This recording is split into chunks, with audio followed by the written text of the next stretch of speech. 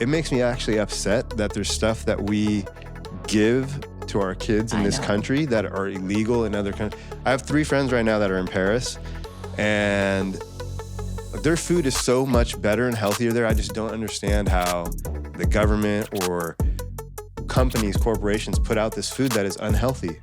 It's almost like they want you to eat unhealthy food, so you're sick. So when you're sick, you can take their medicines. Yes. And then it's just a whole cycle. I could go for days about this one. I am with you on that.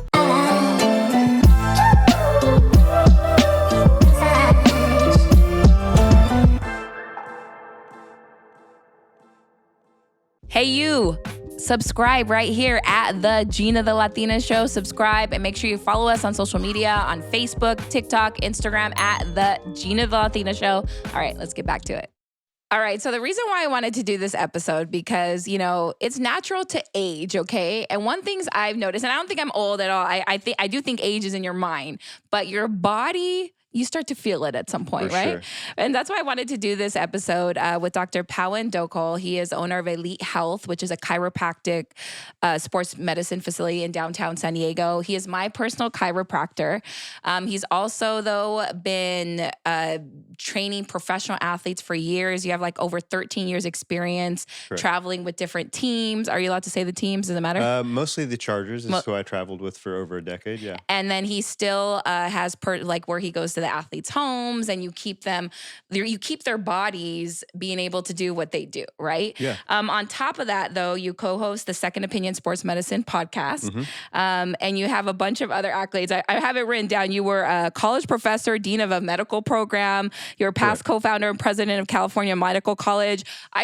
You're my friend too, and I didn't even know about all this. You also were the head varsity coach of a football team at high school, right? Yeah. So I wanted to bring you on because I go see you probably twice a month, right? And a lot of people are afraid of a chiropractor. And this is going to be a big infomercial for chiropractors because we're going to talk about it because I think people are a little afraid sometimes. But also we're going to get to some tips that you can do at home to help your aging process, right? Because mean, it's not, my body's not what it used to be, but it's also probably because we didn't take care of it in our 20s or whenever, right? Correct, yeah. Okay, so chiropractor. Tell me a little bit about what chiro does, because some people are like, oh, I'm afraid. I'm not going to go to a chiropractor. Totally. Yeah. There's a lot of myths with it and a lot of fears. Chiropractic is just, to me, it's a musculoskeletal practitioner. And so what we deal with is the muscles and the spine primarily. I tell people who come in, it's just to make you feel better and be more neutral, so to speak. We get out of whack doing the things that we do every day, whether it's the way we sleep, the way we work, whether it's working out, heck, even stress, right, will physically affect you. And so when you get out of balance, whether it's muscularly out of balance, your right trap is tighter than your left trap, or you sit a certain way, you cross your legs, and now your hips are a little off, or you sit with a wallet in your back pocket like a lot of men do or something. All those things can cause it, sitting with a wallet in your back pocket. Absolutely, yeah. Okay. That can kind of throw off the way that you sit and misalign your hips, which then creates a whole domino effect where one side of your low back gets a little tighter than the other. So without getting too nerdy into the nuances, it's really about balance. And I tell people who come in who've never been in before that, at least when they come in to see me and most chiropractors, nothing that we do is going to cause pain or hurt. Now, if you come in a lot of pain, then sometimes to unwind that's a bit of a process. And that can go from you come in with some discomfort and then hopefully you leave feeling better. And sometimes it takes a few sessions. So not everything is just a crack and you're good. But yeah, it's just about restoring balance and restoring motion. That's the main thing. So I have a question. Are there good chiropractors and bad chiropractors? Yeah, absolutely. I mean, there's there's in every industry, right? Whether it's you have good attorneys and bad attorneys, you have good cops and bad cops, you have great DJs and good DJs and terrible DJs. You have that's true. There's variance in everything, right? And so I think as an individual who's in pain, looking for somebody, especially if you haven't been to a chiropractor, now we live in the age where you can research people really easily. It doesn't have to be word of mouth. I would just look for somebody that has really good reviews and is in the type of treatment that you want. So I treat with a little more of an athletic-based philosophy where I want to keep people active. So if you're a CrossFitter and you hurt your shoulder and you haven't been going, like I want to get you to where you can go and do that again. If you're an NFL guy and your hip hurts and you need to be on the field on Sunday, like we need to get you on the field on Sunday. And so, and there's some people who just want a gentle adjustment, or there's some people who just want to go in and be out in 2 minutes. And there's chiropractors that do that. You go in and you get adjusted in 2-3 minutes and you're out. With me, it's 15 minutes, 30 minutes. We do some soft tissue work, mobilization, adjustment, just kind of whatever you need. And he has a bunch of different contraption, which we're going to get to. But like he puts all these things on you and you're like, what is that? Right. What are the most common like things that we do, like people that cause problems, aches in bodies? Like, for example, I'll give what I do because we've talked about this. I sleep wrong. Can we go over that? Like Sure. how, and then that has caused one of the reasons why. There's a lot of it, and we've talked about other reasons. But what are some of the, how do you sleep wrong? And then what are some other things that people can avoid doing that we're not even realizing we're doing? Yeah. It? I mean, we all do that, right? Every single night we all crash out. And the thing that I find most often is that we have habits. So whether it's sleep habits, if you sleep on your side, you tend to always sleep on your side. If you sleep on your stomach, you tend to always sleep on your stomach. And so what happens is, really the question I get asked is, what's the best way to sleep? And it's just on your back, ideally. On your back. Okay. On your back, just neutral, just sleeping, like you're a vampire in a coffin or something. But how do people do that? That's my problem, because I start that way and then I like turn over. Like, how do I fix that? And that's natural too, because we're dynamic beings. And so you want to be comfortable. And I start to fall asleep like this. And then in the middle of the night, I might turn over and start to cuddle my wife. I might turn my back on the other side. I might be, so the thing that you don't want to do is be in one static position all night long. Okay. So I see a lot of problems after a night of drinking some glasses of wine, and you just pass out, and then you wake up 7 hours later and you've been like this all night. You're going to have an issue probably, especially with the dehydration. So don't drink so much? Well, that's not really it can contribute, right? It can definitely contribute to that if you knock out. But it's more about staying moving and not being in the same position all night long. The worst position is probably on your stomach, especially for females. If you're on your stomach, you can visualize, you don't have a chiropractic bed with a hole in it to put your face into. And so you're turned one way or turned the other. And imagine being on an airplane. If you're in the window seat and you're looking out the window for the whole flight to New York for 6 hours, how's your neck going to feel? Yeah. Terrible, right? But we sleep face down with our neck turned all the time for hours on end. And That's then you horrible. wake up and you're like, what the heck happened to me last night? So don't sleep on your stomach. It's really the worst, especially if you're a woman, you have breasts. Typically what's going to happen is you're going to get a little bit of an arch in your back, and that can affect your low back as well. But sleeping on your stomach primarily affects your neck because you have to turn left or turn right. And that static motion for a long time can create just an imbalance. You feel it when you turn this way. Your muscles on the right side are activated, on the left side they're stretched, and vice versa the other way. So I want to give a quick shout out to our food sponsor, Cravings Fruit. They're a fruteria in Santee, and they have lots of fruit with chamoy. Today, they brought us some tortas, sandwiches. They even got candied apples. Of course, they have all the green juices, and this, I believe, is a watermelon juice. Shout out to Cravings. Thanks for being our food sponsor. Stomach is the worst. Side is the second best. On your back is the most neutral way. The best. Yeah. Okay. But none of, like, if you can't sleep on your back the whole night, at least try most of the night and then a little bit on the side and not on your stomach. Yeah, it's okay to turn around. It's okay to turn around. I think that's natural. You want to sleep in a comfortable position. A lot of us will sleep in like the fetal position, which, especially if you're a side sleeper, something that can help is having like a knee pillow. So you can just get a regular pillow, put it between your legs. And it sounds a little weird, but try it. It's comfortable. When you sleep on your side, your hips collapse, your knees touch, which causes a collapse. If you have a pillow between, it keeps your hips level. And, without having a diagram, if you sleep on your side, it'll just knock your pelvis out of place. You're out of balance. They make actually knee side sleeping pillows. They're contoured, and so they fit in the groove of your leg. And you can kind of actually turn side to side and you don't lose it, Yeah. So that's helpful. And then another problem I see with side sleepers is a lot of times, we don't sleep like a board. we'll bring our shoulder forward and really lean into our shoulder. And that creates this shoulder forward, kind of neck down type of issue. And it really locks you down there. So having the proper pillow that keeps you in neutral is super helpful too. So there's little tips that even if you have a habit of sleeping in a way that's not perfect, you can improve your sleeping habits. And where do you get those pillows from? You know what? You just go on Amazon. Yeah. Type in side sleeping pillow or knee pillow, and that'll pop up. There's a multitude of them. I always say when there's a lot of variety on things, really read the reviews and see what people say, or ask somebody like me, like, hey, what do you recommend? Yeah. Happens daily. Like, Yeah. I'm thinking of getting this thing. I want to buy a massage gun. Which one should I get? There's $700 ones and there's $50 ones. I have 2 or 3 in here, and we'll go over those. You know what we'll do? Follow us on Instagram at the Geena the Latina Show. We'll do a separate post with just your specific recommendations for side pillows, massage guns, and all that. Dr. Dhokal's recommendations. That sounds good. Right? We can do that. Yeah. Yeah. So you also mentioned like the wallet for the guys. Mm-hmm. That's something I would have never thought of. What is the problem with the wallet? Well, imagine you're sitting like this, right butt cheek, left butt cheek. You have a wallet in your pocket. Your right butt cheek, hip is lifted, right? I know some men who have the thickest wallets, 100 business cards, a little bit of cash, a bunch of credit cards. You know, it's just, and so you're sitting on this all day. It's really no different than if you had a book underneath one of your butt cheeks. It's going to throw you off, right? And so doing that for an hour because you're at a restaurant, no big deal. Doing that all the time. Like when I see people who have like in their jeans, you can see the outline of the wallet because it's worn out. Like those people probably have hip issues because they always keep the wallet there.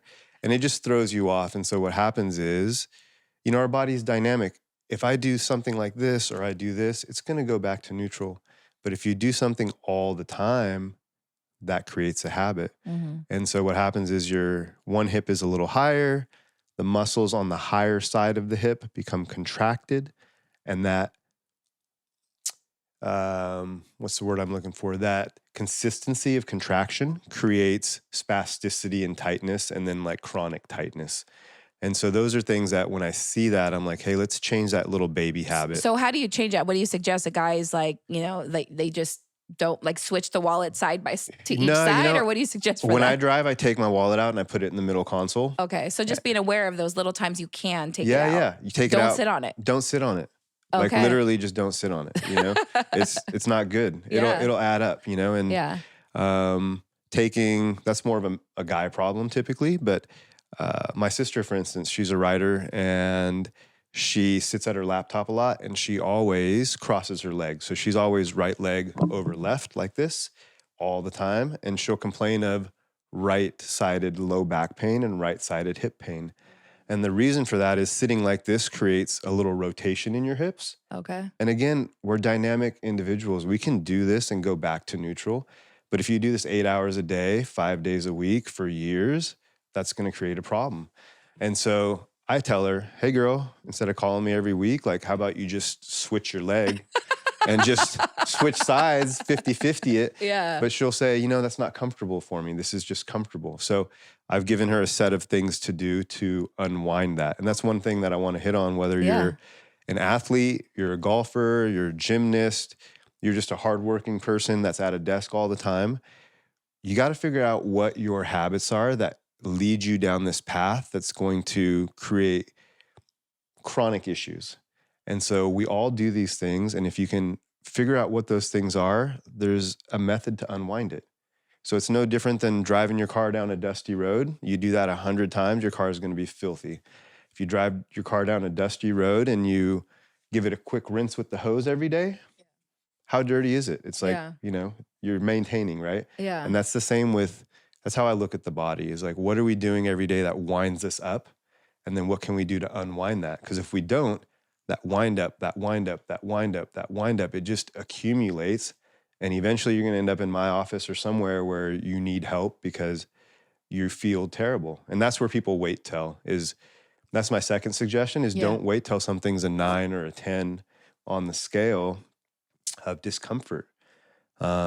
Especially men, we wait till something's like a 7, 8, or a 9, like, oh shoot, this is terrible. Let me go see what it is. But I think we all have a sense when something doesn't feel right. So get ahead of it. Get ahead of it. Don't put it off. 1,000,000%. Yeah. What are some other common things that people do? Like, I didn't realize the leg thing. What else? Are there other common things that people do that are just simple, like stop doing it? I hate to harp on this all the time, but our devices, right? So whether you're on a laptop and you're always looking down, your posture on your laptop is important. And I don't expect people to be perfect. I'm not perfect. I catch myself slumping every day when I'm working. And I catch myself and then I'm like, oh, shoot, let me just get right, And I think the key is if you notice it, correct it.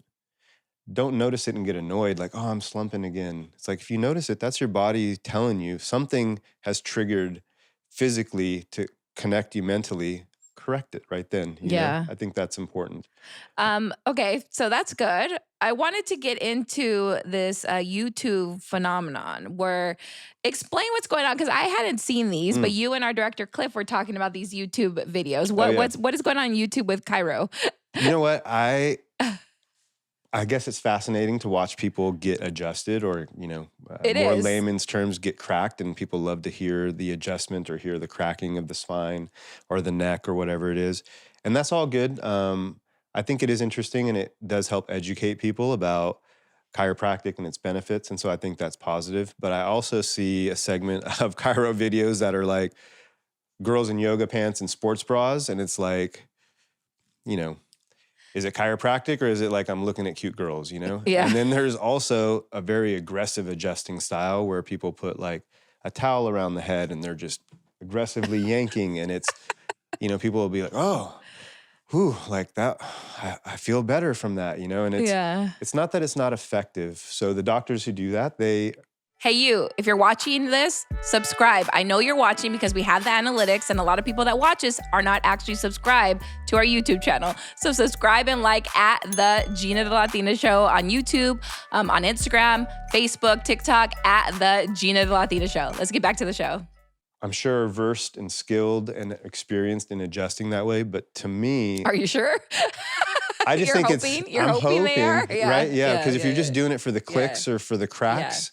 then I think you're doing your patient a disservice. I just think it's aggressive. And that for a certain patient demographic, that can be harmful. So I wouldn't recommend just anybody go lay down and get a social media adjustment because it looks cool. Because if you have a disc issue, you have a chronic problem, you have ligament issues, it could make the issue worse. Now, for a certain demographic, a patient, getting that tractioning of that aggressive adjustment, maybe that's helpful. But me personally, I think there's a different way of doing it, So you're saying don't pay attention to those crazy chiro YouTube videos that are going viral right now? They're interesting, I suppose, but I wouldn't look to duplicate those aggressive adjustments. Okay. Especially if you have an issue, I would seek out somebody who is, trained in your specific thing. But, I guess it does get notoriety to the profession itself but I don't know if it's all positive notoriety. I think some of those are really like kind of, I don't know, like catchy videos, they're more for the dramatics of the loud adjustment, in my opinion. So you're not going to be doing them is what you're saying? No, not like that. No, I prefer not to, Yeah. I wanted to ask you, so you have trained top NFL athletes for the past 13 years. You traveled with the Chargers. If you go into his office downtown at Elite Health, I mean, you have all the jerseys. They've become your friends. And I always say this, like, okay, Adrian, my boyfriend, and my nephew always make fun of me because I used to be an athlete, believe it or not. I believe it. I played college and I was in travel. I wasn't an Olympic athlete, whatever. But there is a certain, like, to become a professional, I mean, you put some work in, right? And they have to have work ethic, but also they're putting a lot in their body. Yeah. So working with all these athletes, what do they do to perform the best at the top level they are? Because I feel like as we get older, I'm not saying we're going to be professional athletes, but even if we could do 1/10 of what they do, maybe, right? Absolutely. Show me the mind frame of a professional athlete, I guess, and body, I guess. Can I tell you very simply? They're consistent. Okay. They're just consistent with whatever their craft is. They're consistent. And they also recognize if you're an athlete, you need your body. So your longevity is tied with your body. So I'll tell the professional athletes that I've been lucky enough, blessed enough to work with, you go to college for 2, 3, 4 years to get a degree. Some people leave college early to pursue their professional career. But if I'm working with you year one, I'm kind of treating you like a freshman. If I'm working with you for 4 years, I expect you to have like a minor in physiology, anatomy, kinesiology, all those things. Like I'm teaching you year by year. This is how you treat your body. This is what you need to do. And the guys who are around for 5 years, 10 years, Hall of Famers, Pro Bowlers, they get it. And I just said something to somebody yesterday who's a high school athlete. He's been coming back to me every time he gets hurt. And I said to him, you might want to just come in once a month versus like every 6 weeks when you're banged up, because then I have to see you 2 or 3 times. And we got into this discussion, and I said, the guys that I've worked with for 10 years or longer and have sustained a long NFL career, the thing that they had in common, Geena, is that they started to get work when they were, I almost said freshmen, when they were rookies. Like right away. Right away, even before they were injured. And I don't know how we ended up connecting, but they were young and I was young, and they just got it, or they wanted it, or they figured, hey, I need my body. And so like, I better get this work. Something clicked for them. Yeah. And what I appreciate about all those people, there's probably a dozen of them, is that they stayed consistent through. There's some guys that I worked on for 10 years and had 1 or 2 injuries. And I'm not saying it's because of the great work that I did. It was just maybe a combination of everything, right? But at some point they could have said, hey, P, I've been working with you for 5 years. I haven't been injured. Like, I don't think I need this. That's true. I'm injury free. A lot of people do that. When everything's good, they don't, that's actually when you should be working harder on your body and things to keep it up, right? And a lot of people, like, I would say, like, I could see the numbers on who watches this podcast. It's probably between 35 and 45, right? Okay. Some may say, like, I'm too late. We're preparing our body for when we're like 70, 80, right? Yeah. So what is some things that, say, 30 to 40 to 50 years old, like steps for better mobility that we can start working on now? Obviously, like, I have the ability and I'm blessed to be able to go. I go see him twice a month, whether I'm hurting or not. Yeah. And we usually find something. We always that find needs something. work, right? I mean, my neck is always hurting. That's a whole nother thing, but it's getting better. It's getting better. But what are some steps for mobility that so we can prepare? So we can let's pretend we're professional athletes and we're freshmen in our 30s, 40s. What can we do to prepare our bodies for when we're 70, 80 year olds? I do think that whether you're a professional athlete or a working professional or a stay-at-home mom, we are all like pros in the game of life, right? And so like we need to be active and ready. My good friend Dustin, that I co-host my podcast with, is always saying, if there's an emergency today, is your body ready for that emergency? If something happened right now and we all had to run out of here, who in this room is going to get out first, and who can jump over a couch, and who can fall down and get up quickly and still get? Those are real life situations that in an emergency, you are what you are and instincts take over, right? But you can be better prepared. You can be more mobile, be more flexible, feel better. So to answer your question, I love that demographic of 30 to 50. 1, because I'm in it. And 2, I'm the oldest of a ton of cousins, and I want to stay the best athlete out of all of them. So I am like fully determined and focused to stay young and stay healthy and stay active. Yeah. And so I'm like passionate about that. And that's one of the things that I try to let people in that age demographic know, is that it isn't too late. I had a patient of mine who started training when she was in her late 60s, never worked out, started training in her late 60s by riding a bike, and in her 70s is going on 100-mile bike rides. Like, wow. What do you call it? They call it like ultra bikes or ultra marathons or whatever. And she's an inspiration to me. I tell her all the time when she comes in is like, you inspire me because you just keep going. And she's made improvements. And she said to me, I never thought I'd be an athlete. I never thought I'd be active. And she started in her 60s. In her 60s. Okay, so it's never too late. It's my point. It is never right? too late. Your body is amazing. It will definitely adapt, and it'll definitely degrade. It'll do whatever you... So it's up to us, right? It's up to us. I was talking to a friend, actually a family member, where his mom was the same age as my boyfriend's mom. So my boyfriend's mom, she's 80, and she goes and works out every single day. That's and great. you would not know she was 80. She was very mobile. But then someone else's mom was 10 years younger and has literally been in bed for 2 Gosh, years. that crushes me. I know. And he said it's because she was just so inactive as she Yeah. got older. And then you can clearly see the Yeah. difference, and one's 10 years Yeah. older. So what are some things though that we can do? Like, I know obviously is like not go to the gym, but what like activity, stretches, like what are we talking about? Yeah, I got a little off track. To answer your question, I think no particular order.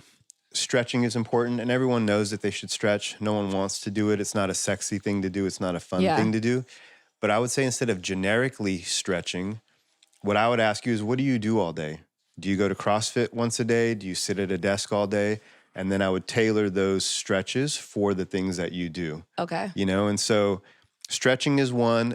Spending some time thinking about what position or what movements are you static in all day, and then try to reverse engineer that. So if you're sitting like this all day, I know that my hip flexors are tight. I know my low back's compressed. There's a whole litany of things that if you sit all day, you have. And so that's what I would start to do with unwinding. Wait, so how many minutes are we talking stretching? I'm trying to make it real basic. Yeah, no, it doesn't take much. I would say once a day is not enough. I would say multiple times a day is better. Stretching like 5-minute increments or what? Yeah, Longer? if you do 5 minutes morning, noon, and night, that's better than one 15-minute session, in my opinion. Okay. Right? And so it doesn't take a lot, but it's the consistency and the frequency. So stretching at the end of your day after 10 hours for 10 minutes, that's going to help for sure. That'll add up, definitely. But probably not as good as getting up in the morning, spending 5 minutes unwinding because you've been knocked out, however you've been sleeping. And then maybe midday, when you've been working for a while, doing another little stretch routine. 1, it feels good. 2, it's good for you. And 3, it helps you feel better in the future. So for me, it's a lot of micro things in the day. Stretching is one, being consistent with that. Hydration is a big part, right? So these are all like free. That's how we got these cravings. There we go. Green juices here. Yes. Well, I and like the my water. watermelon one is delicious. The Okay, but hydration, what? yeah, I mean, they're all things that we've Like heard of, right? water, Like we should. how yeah. much water? Typically, you know, for my athletes, I say 1 ounce per body weight, per pound of body weight. So if you're a 180-pound athlete and you're an athlete, you should be drinking 180 ounces of water. But you're expending all that energy and sweating. For normal people like us that maybe aren't that active, divide it by 2. So if you weigh 180 pounds, 90 ounces. Okay. And so, you know, this is probably 20 ounces. That would be 4 or 5 of these a day. Oh, that's not of water. Of water, yeah. Yeah. And I would get a little routine. We all have routines for everything else that doesn't matter in life. We brush our teeth, we shower, we have a routine on the way we go to work. We have a routine when we're at work. We need to start setting a routine up for our things where we have habits. So whether that's every morning I get up, I have a little honey and lemon tea, that's like instant hydration, right? Every morning, that's just a habit. Or a glass of water with a little bit of salt to help with the absorption. That could be a habit. So you can do 2 or 3 things, micro habits, and really create this longevity through consistency over a period of weeks and months. And I'm telling you, it'll make a difference. So yeah, the hydration's important, stretching's important. How active should we be? Every day. Every day. And when I say active, what is like the minimum? A minimum is just I'm walking. just trying to give people goals here. No, I love it. These are great questions. Yeah. You know, it doesn't take much, right? Like I tore my ACL several years ago and I haven't really ran consistently, and I've been beating myself up about it because I used to be fast and I'm like, I just want to get back to running. The reality is I can walk. I walked in here. Like if I walk for 30, 40 minutes a day, that's enough. And for people like our parents' age, Yeah. just walking is enough. Like I'm so proud of my mom. She's been stretching since I can remember, doing a little yoga. She got a personal trainer that she's been going to for a couple years. And so she's doing a little strength training. But for most people, just walking. Somebody like my dad says, well, I walk every day. I walk at work. I walk every day. Why would I walk more? I already walk. And it's like, that's not exercising, that's living, right? Yeah. So you need to go beyond that. And I would even compound it like after meals. So if you walked 20 minutes after breakfast or 20 minutes in the morning after getting up, just to start your day, get a little sunlight in your eyes, get some oxygen, not be looking at your phone, and just take a walk outside in nature. Let the breeze hit you. Hear the birds, look around. Don't be on your phone while you're walking, like be present. That 20 minutes of exercise will make a big difference. And if you add another half-hour walk after dinner, that's going to help regulate your blood sugar, but it's also great exercise. So people always talk about 10,000 steps. I think that's a good kind of baseline measurement. But I've seen people lose over 100 pounds by just walking. No change in diet, no strength training, literally, hey, Dr. P, what can I do? Hey, bro, just twice a day, take 2 30-minute walks. Is that it? That sounds too easy. Just be consistent. Just try it for a month. And a year later, I'm telling you, like 100 pounds. Oh, wow. For certain people, right? Yeah. Because this person had a lot of factors, and that really jump-started it. And when you see success, you start to see some progress. Now you're more motivated. Now maybe instead of, going to McDonald's, you're like, well, I've been doing all this work. I've lost a few pounds. My cardio's better. I feel better. Maybe I have a sandwich today instead of that. So you start to make different decisions. Yeah. And those start to accumulate. But most people, I feel like, just feel like they're just too far gone, or there's too much to do. It's too complicated. It's too hard of a big of a goal or whatever. I don't have the time. I don't have time. And that's why because you said, oh, it would be nice if we could all get up and do a walk in the morning. Reality, like I can't, I wake up, but I could probably do one for lunch. Sure. So I think it's making time for that moment. And I wanted to touch on something else you said, because you said being present during your walk, listening to the birds, listening to listening to the trees, like feeling all that nature. Really, people don't realize that. Like if you're on the walking, talking on the phone and doing all these things, you're not, it's a different kind of walk. And can we touch on that a little bit about because I know you believe the same, like how the mind, body, and spirit like your mind, your emotional affects your body also. I'm glad you brought that up. Yeah. Can we explain that? Because he's a doctor who believes that like it's not just like some people don't believe that how your mind is and how staying present that doesn't affect your body. It 1,000,000% does. In fact, getting back to the high level athletes, they are so conscious of their thoughts, and that's one of the things that I picked up on. They do not play. I do not go play golf with an NFL wide receiver and he doesn't say, oh, I'm just going to be lackadaisical about this swing. He's focused on it. He's not like, he's never, even if he's missed a putt, has never been like, oh, I suck. Mm-hmm. You don't even enter that into your mind, And I noticed that about him. I feel pretty good about myself. I have a pretty good self-esteem. Yeah. But if I hit a shitty shot, I might be like, God, you're terrible. It's just like I'm just joking with my friends. Yeah. Hey, if you are liking the show and you want it to keep going, you got to help us by subscribing. It's real easy. Just subscribe right here.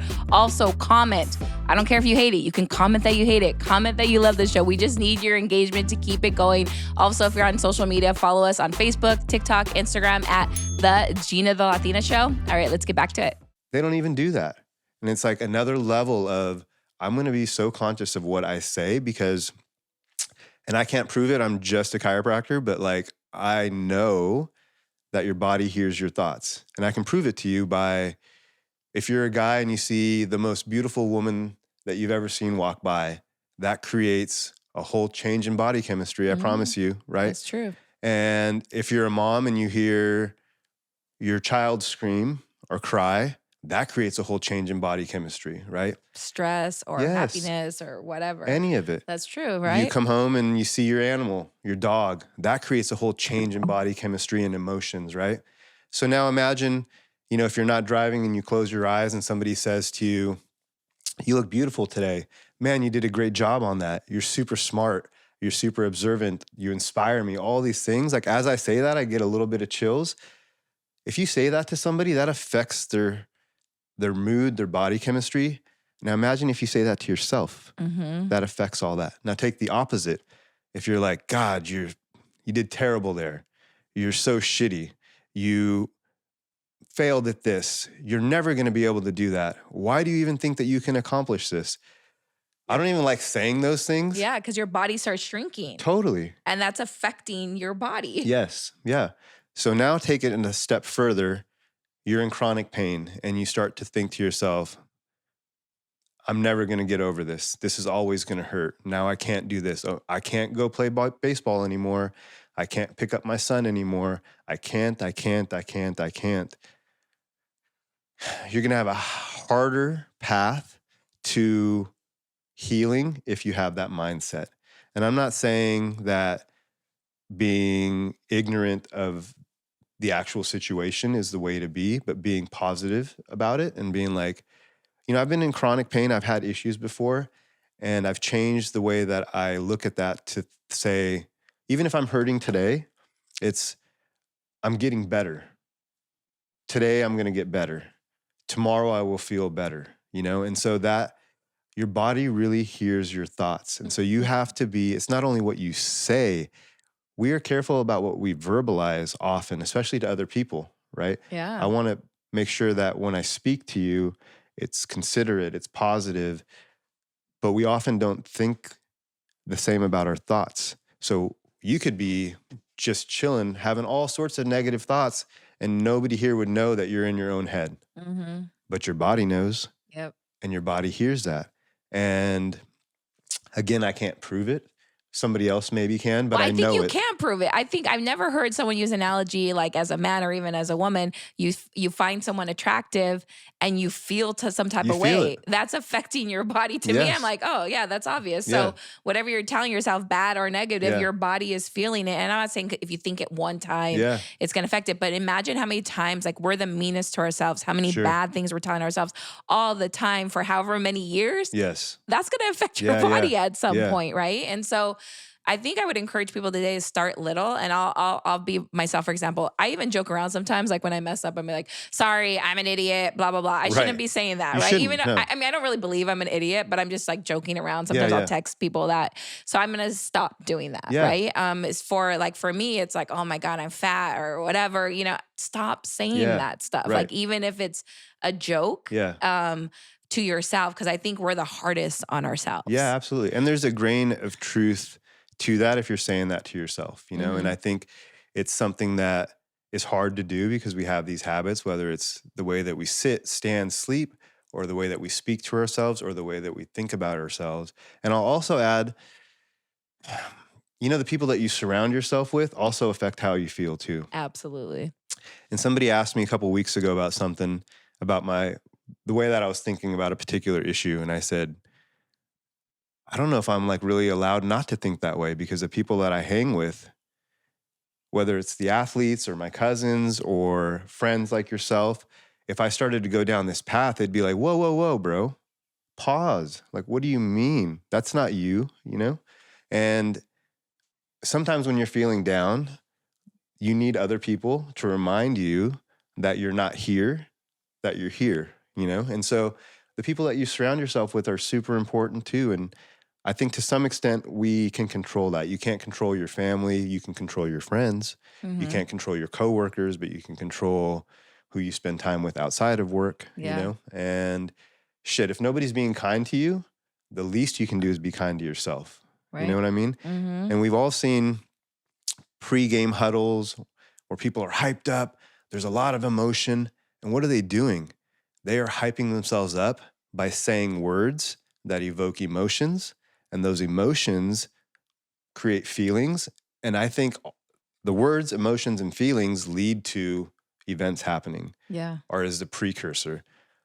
I'm pretty dang sure, I've never met Tom Brady, but I'm pretty sure that guy has never kicked off a game and been like, well, we're going to lose today, Yeah. Not once. Yeah. Not once. Yeah. But how many of us have started our day out and been like, God. Yeah. Freaking Monday, here we go. Mm-hmm. Like, that is not the way to start. And I've done it too. I'm not perfect. I'm just saying, yes, in the quest to try to be better, I see those faults in me and I see them in a lot of other people. Yeah, we're going to do a whole episode this season on how to start your day. Nice. Like exactly what you said. Before, he has a bag of goodies of things that we're going to get to. But what are just a few things that you try to do to live longer that everyone could do? It could just be a simple thing. I know we went over some of them, but if there's anything else. I think thinking about the future, not next week or next month, but thinking decades in advance is a great place to start. I'm in my 40s And I think to myself, you know, when I'm 60, am I still going to be able to shake up my cousin who's 40 on the hoop court and hit a 3-pointer? Like I want to, you know, and I want to be able to do that without blowing my ACL out. So reverse engineering that, it's like, well, let me be active every day. If I could just summarize it, I think having some quiet time every day is important just to zen out. There's a lot of chaos, whether it's on our phone or laptops, work, family. I think being quiet every day, that doesn't mean meditating. People are, you know, how do you meditate? I'm not good at it. I don't know how. I can't. We're having another episode coming up this season about that. Is that right? Yeah. Well, you know what's meditative to me too is being out in nature. You know what's meditative to me is watching a great show with my wife on the couch, petting my dog. Those are all things that are calming, you know. But getting back to your longevity point, I think thinking about activity as something that you always do, even if you're not active now, even if you're not a weightlifter now, there's things that you can start to do today and continue to do, like a walk, that's going to add years on your life. Adding little habits, like I said, honey lemon tea in the morning. Just everyone has suggested me that, and I haven't started it, but I'm going to do it because that's so simple to do. Well, it's great for hydration. It's great for antioxidants. It's great. It's just good all around, right? It's a little thing. The big thing that I think is a killer that most people overlook, because we're all looking at things we can take, vitamins, minerals. Our diet's huge too, right? If you're having McDonald's and Taco Bell every day, you're probably going to be less healthy than someone who's cooking at home every day. Our food is terrible. It is terrible. It makes me actually upset that there's stuff that we give to our kids in this country that are illegal in other countries. I have 3 friends right now that are in Paris, and their food is so much better and healthier there. I just don't understand how the government or companies, corporations put out this food that is unhealthy. It's almost like they want you to eat unhealthy food so you're sick. So when you're sick, you can take their medicines. Yes. And then it's just a whole cycle. I could go for days about this one. I am with you on that. But to get back to it, it's the stress point. You know, I think stress is a big killer. And so whatever, I look at my life and like, what is the number one stressor in my life? And then how can I mitigate that?